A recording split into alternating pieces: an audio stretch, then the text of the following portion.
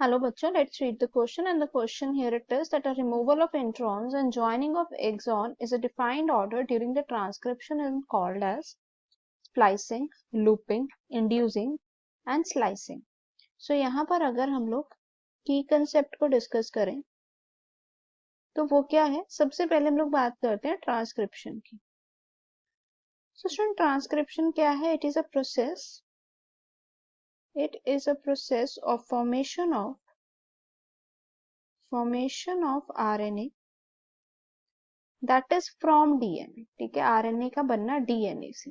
तो जब हमारा मैसेंजर आरएनए बनता है ना, तो इसमें इंट्रॉन्स एंड एक्सॉन दो चीजें होती हैं. ठीक है, मतलब एक होता है कोडिंग रीजन, एक होता है नॉन कोडिंग रीजन. तो जब हम लोग क्या करते हैं, इंट्रॉन्स को रिमूव करते हैं, एक्सॉन को ज्वाइन करते हैं, उस प्रोसेस के बारे में हमें बताना है. So student, the removal of introns, okay, and joining of exon. Remove होना, उसके बाद ज्वाइन किसका होना? Joining the exons in a defined order in a transcription, it is known as a splicing. इसको बोलते हैं splicing. ठीक है, and splicing basically हम ये भी कह सकते हैं, it is a modification of, it could be a modification of the nascent pre-messenger RNA, that it could be the nascent pre-messenger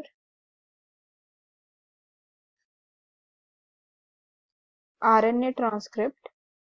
और वो जो आरएनए ट्रांसक्रिप्ट है उसमें बेसिकली होता क्या है? There could be the presence of introns. So अगर हम बात करते हैं for the nuclear encoded gene, for the nuclear encoded genes, ठीक है, तो स्प्लाइसिंग जो है, the process here it is splicing, that could takes place within the nucleus, that could takes place within the nucleus itself.